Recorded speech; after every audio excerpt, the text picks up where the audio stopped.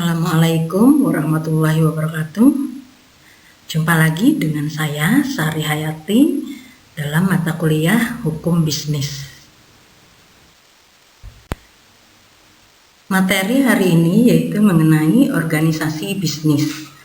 Adapun di sini tujuan dari pembelajaran tentang organisasi bisnis diharapkan mahasiswa nantinya mampu memahami konsep dasar di dalam organisasi, mampu menjelaskan sumber hukum perusahaan yang ada di Indonesia, mampu menjelaskan bentuk-bentuk organisasi bisnis, mampu menjelaskan tata cara pendirian perusahaan. Tujuan dari materi hari ini yaitu untuk memberikan pemahaman dasar seputar organisasi bisnis, mulai dari pengertian hingga tata cara pendaftaran perusahaan. Dengan demikian, jika suatu saat ketika kita ingin mendirikan sebuah perusahaan ataupun organisasi bisnis, maka kita tidak kesulitan dalam menentukan jenis organisasi bisnis seperti apa yang cocok untuk kita dirikan. Dalam organisasi bisnis, kita akan membahas mengenai konsep dasar organisasi bisnis, sumber hukum organisasi bisnis, bentuk-bentuk organisasi bisnis, tata cara pendirian perusahaan. Baiklah, kita akan menjelaskan mengenai konsep dasar. Di Indonesia memiliki beragam jenis organisasi bisnis, mulai dari perusahaan perseorangan hingga perseroan terbatas. Sebelum membahas lebih dalam mengenai bentuk-bentuk organisasi bisnis, perlu dipahami terlebih dahulu mengenai istilah-istilah yang melekat pada organisasi bisnis. Terdapat beberapa istilah yang terdapat pada Undang-Undang Nomor 3 Tahun 1982 tentang wajib daftar perusahaan pasal 1, yaitu yang pertama adalah usaha. Nah, usaha yang dimaksudkan di sini yaitu setiap tindakan, perbuatan, atau kegiatan apapun dalam bidang perekonomian yang dilakukan oleh setiap pengusaha untuk tujuan memperoleh keuntungan atau laba. Kemudian yang kedua, perusahaan. Perusahaan yang dimaksud di sini yaitu setiap bentuk usaha yang menjalankan setiap jenis usaha yang bersifat tetap dan terus-menerus dan yang didirikan, bekerja serta berkedudukan dalam wilayah NKRI dengan tujuan untuk memperoleh keuntungan atau laba. Yang ketiga, pengusaha.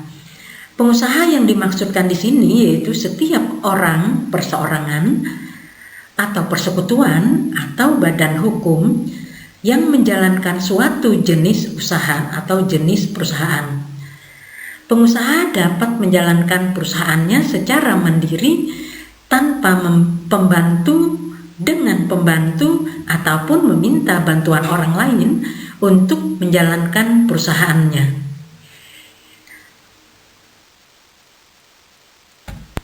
Bagi suatu perusahaan, bentuk hukum dari perusahaan dapat menunjukkan aspek legalitas perusahaan sebagai sebuah badan usaha yang menjalankan kegiatan ekonomi.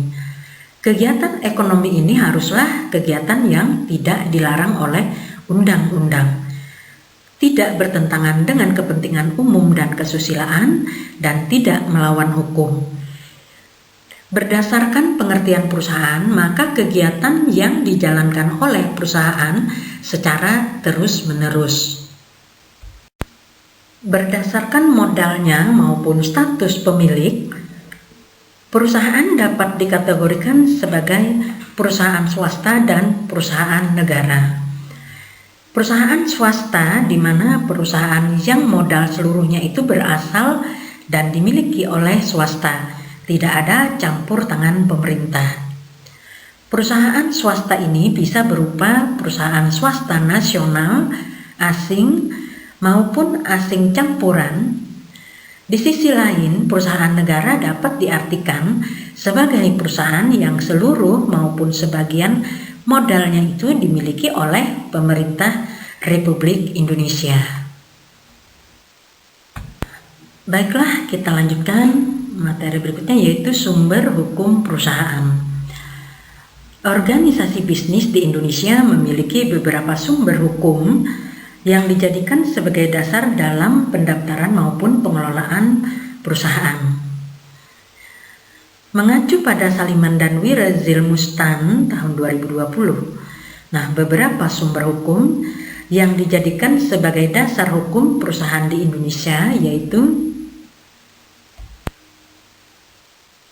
yang pertama, Kitab Undang-Undang Hukum Dagang atau sering dikenal dengan KUH Dagang. Kitab Undang-Undang Hukum Dagang atau yang disebut dengan Wetboek en Koophandel atau MVK yang diberlakukan sejak 11 Mei 1848 yang dibagi menjadi 2 kitab dan 23 bab, di mana di dalam KUHD itu sendiri tercantum bahwa implementasi dan pengkhususan dari cabang-cabang hukum dagang.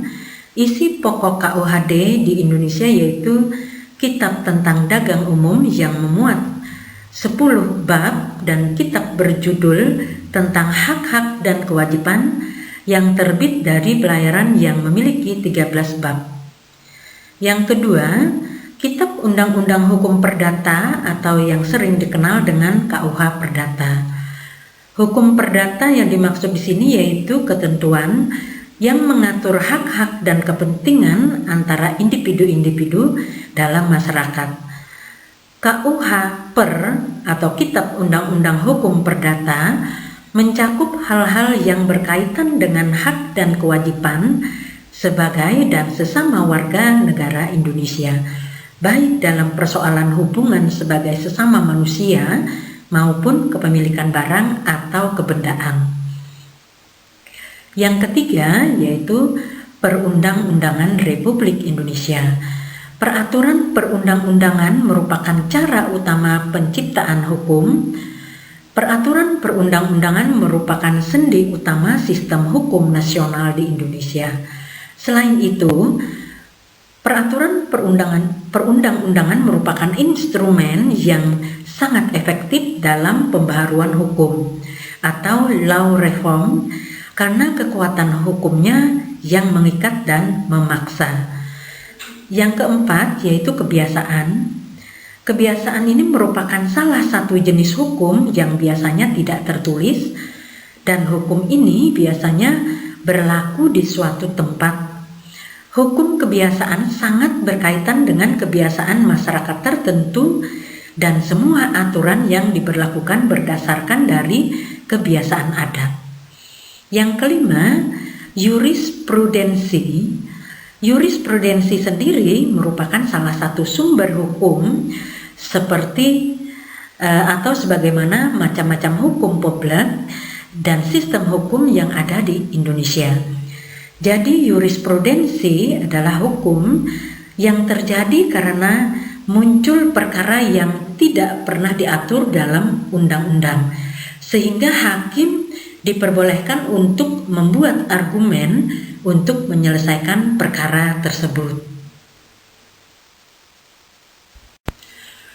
Sumber hukum bisnis yang utama atau yang pokok menurut pasal 1338 ayat 1 KUH Perdata yaitu yang pertama asas kontrak atau perjanjian itu sendiri yang menjadi sumber hukum utama di mana masing-masing pihak terikat untuk tunduk kepada kontrak yang telah disepakati atau kontrak yang diberlakukan sama dengan undang-undang. Yang kedua, asas kebebasan berkontrak, di mana para pihak bebas untuk membuat dan menentukan isi dari kontrak yang mereka sepakati. Jadi secara umum, sumber hukum bisnis itu yaitu hukum perdata atau KUH perdata, hukum publik atau pidana ekonomi, hukum dagang, KUH dagang, peraturan perundang-undangan, KUH perdata, pidana maupun KUH dagang. Yang tiga sebelumnya itu adalah yang secara indisipliner dan multidisiplin dituangkan dalam norma-norma hukum bisnis.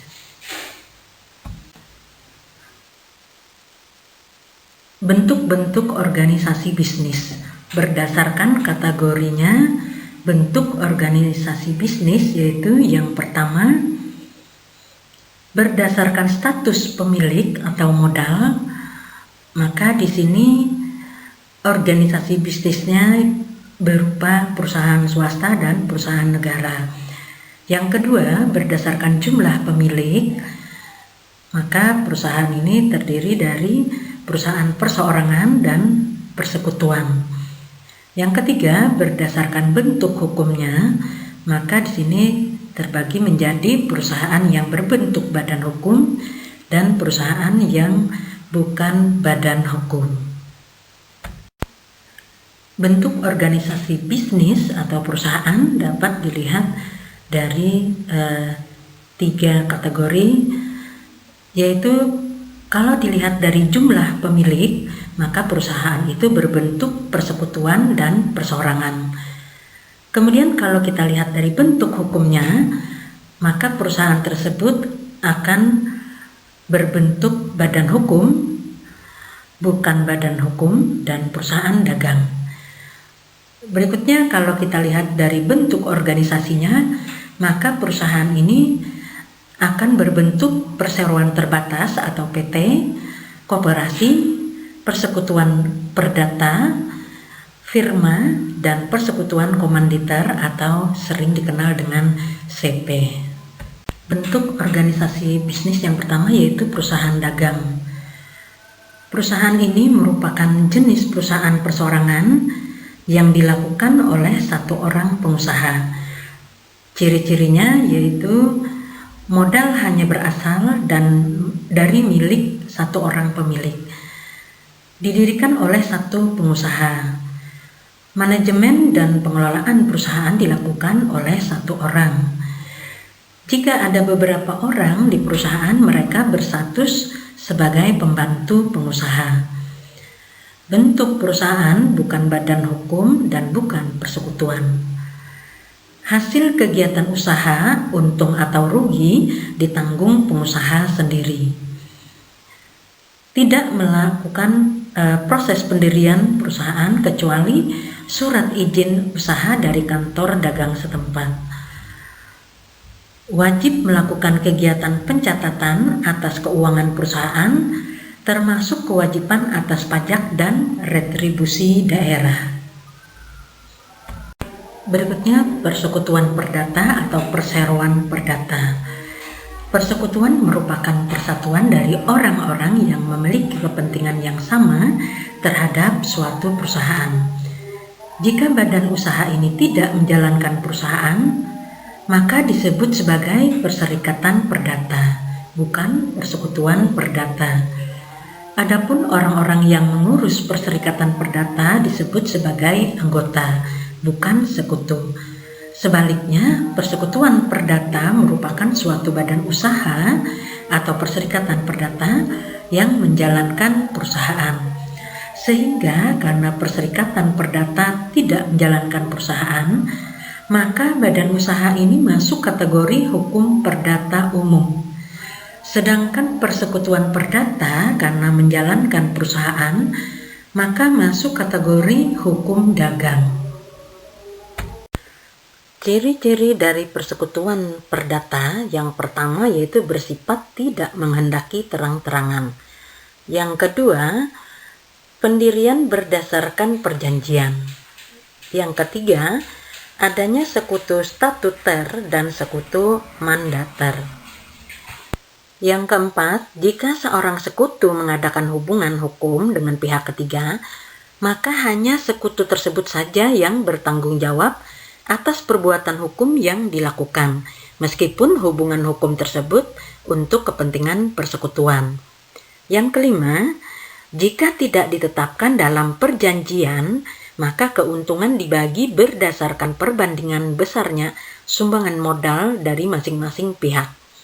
Yang keenam, kekayaan persekutuan berasal dari pemasukan masing-masing sekutu, penagihan ke dalam, penggantian kerugian dari sekutu ke persekutuan, dan penagihan keluar kepada pihak ketiga.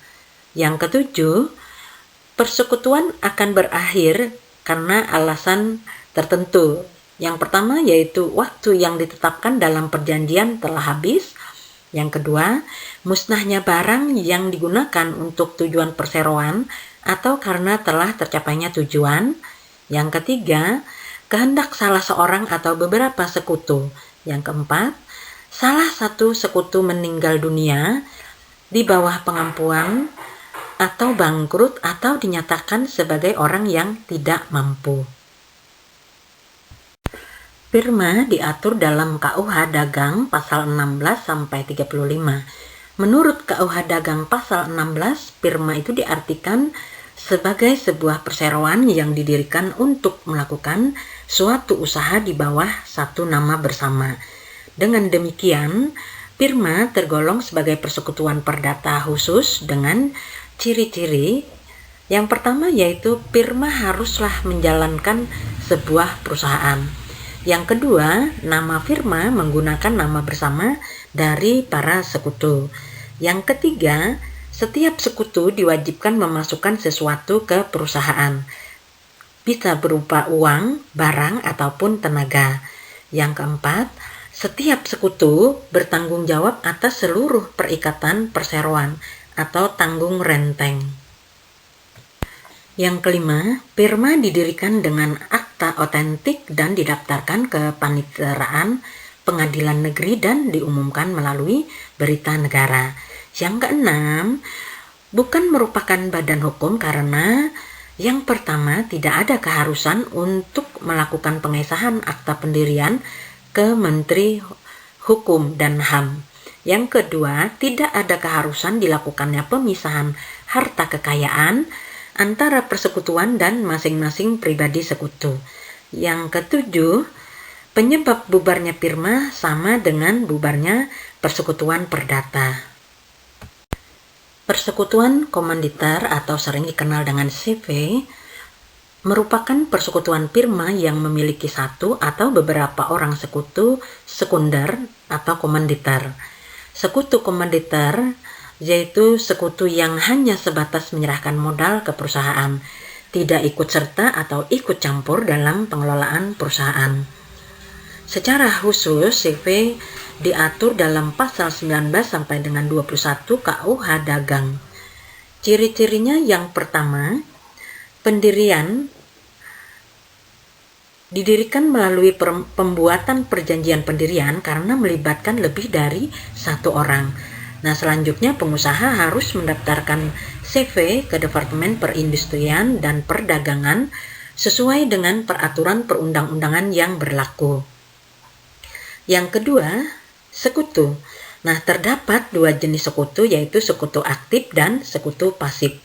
Sekutu aktif atau komplementer atau kerja bertanggung jawab menanamkan modal ke perusahaan dan bertugas untuk mengurus dan mengelola perusahaan.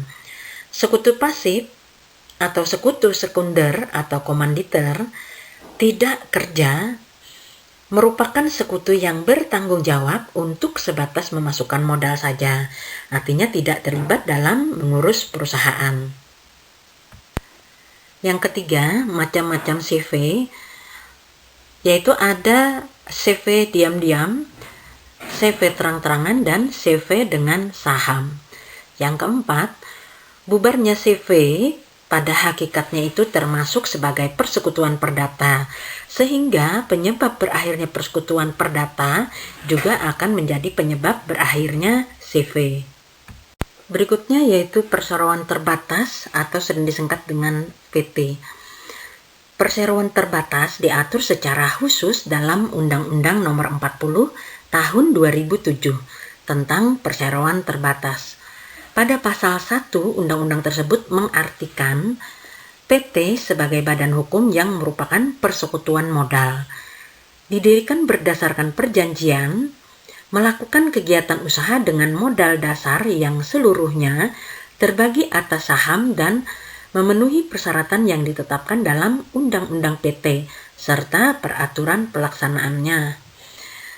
Organisasi PT terdiri dari yang pertama yaitu Rapat Umum Pemegang Saham atau sering disingkat dengan RUPS, memiliki kewenangan yang tidak diberikan ke direksi ataupun Dewan Komisaris dalam batas yang ditentukan dalam Undang-Undang PT dan atau anggaran dasar.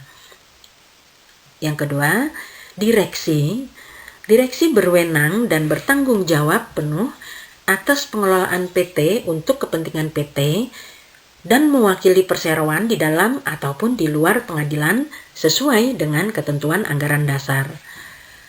Berikutnya Dewan Komisaris. Nah, di sini melakukan pengawasan secara umum maupun khusus sesuai dengan anggaran dasar dan memberi nasihat kepada direksi. Adapun ciri-ciri dari PT yaitu yang pertama, berstatus badan hukum dengan ciri-ciri pengesahan dari Menteri Hukum dan HAM. Jika belum ada pengesahan, maka status belum sebagai badan hukum dan tanggung jawab serta kewajiban layaknya firma. Kemudian tergolong sebagai organisasi yang teratur karena di sini ada RUPS, direksi dan komisaris. Kemudian memiliki harta kekayaan sendiri, di mana kekayaan perusahaan terpisah dengan kekayaan pribadi organisasi perseroan. Kemudian juga atas nama perseroan dapat melakukan hubungan hukum sendiri. Memiliki tujuan tersendiri yaitu memperoleh keuntungan. Kemudian ciri yang kedua yaitu tanggung jawab pemegang saham terbatas sesuai dengan saham yang dimiliki oleh masing-masing pemegang saham. Yang ketiga, cirinya yaitu didirikan berdasarkan perjanjian. Ciri keempat, menjalankan perusahaan, melakukan kegiatan usaha. Ciri kelima, modal terbagi atas saham. Yang keenam, yaitu jangka waktu dapat tidak terbatas.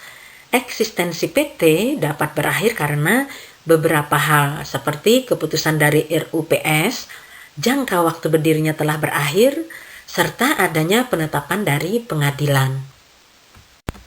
Berikutnya koperasi. Organisasi koperasi di Indonesia diatur dalam Undang-Undang Nomor 17 Tahun 2012 tentang perkoperasian. Berdasarkan undang-undang tersebut, koperasi diartikan sebagai badan hukum yang didirikan oleh orang perseorangan atau badan hukum koperasi, dengan pemisahan kekayaan pada anggotanya sebagai modal untuk menjalankan usaha yang memenuhi aspirasi dan kebutuhan bersama di bidang ekonomi, sosial, dan budaya sesuai dengan nilai dan prinsip koperasi. Berdasarkan anggotanya, koperasi dapat diklasifikasikan menjadi koperasi primer dan sekunder. Koperasi primer merupakan koperasi yang didirikan oleh dan beranggotakan orang perseorangan. Di sisi lain, koperasi sekunder merupakan koperasi yang didirikan oleh dan beranggotakan badan hukum koperasi. Koperasi mempunyai beberapa karakteristik. Yang pertama, kekuasaan tertinggi ada pada rapat anggota. Yang kedua, didasarkan atas asas kekeluargaan. Yang ketiga, bertujuan untuk meningkatkan kesejahteraan anggota pada khususnya dan masyarakat pada umumnya. Yang keempat, keanggotaan koperasi bersifat sukarela dan terbuka. Yang kelima, ada minimal jumlah pendiri, 20 orang untuk koperasi primer dan 3 koperasi primer untuk koperasi sekunder. Tata cara pendirian perusahaan. Untuk mendirikan sebuah PT yang berstatus sebagai badan hukum, maka ada beberapa syarat yang harus dipenuhi terlebih dahulu, seperti yang dikutip dari Saliman dan Wirazil Mustan tahun 2020. Yang pertama, didirikan oleh 2 orang kecuali BUMN. Setiap pendiri wajib mengambil bagian saham. Modal dasar minimal paling rendah adalah 50 juta rupiah, di mana minimal 25% dari modal harus ditempatkan dan disetor penuh. Saat penyusunan akta pendirian, pendiri dapat diwakili oleh orang lain atau harus ada surat kuasa. Didirikan dengan akta notaris menggunakan bahasa Indonesia. Adapun proses pendiriannya, yang pertama, pendirian dalam akta autentik. Pada tahap ini, pendirian PT tetap sah, namun belum berstatus sebagai badan hukum, hanya sebatas hubungan kontraktual. Sehingga sebelum menjadi badan hukum, maka para pendiri bertanggung jawab secara pribadi terhadap seluruh aktivitas yang dilakukan PT. Yang kedua, pengesahan oleh Menteri Hukum dan HAM. Setelah disahkan oleh Menteri Hukum dan HAM, maka PT secara resmi berstatus sebagai badan hukum, sehingga tanggung jawab yang dimiliki oleh masing-masing pemegang saham terbatas pada saham yang dimilikinya.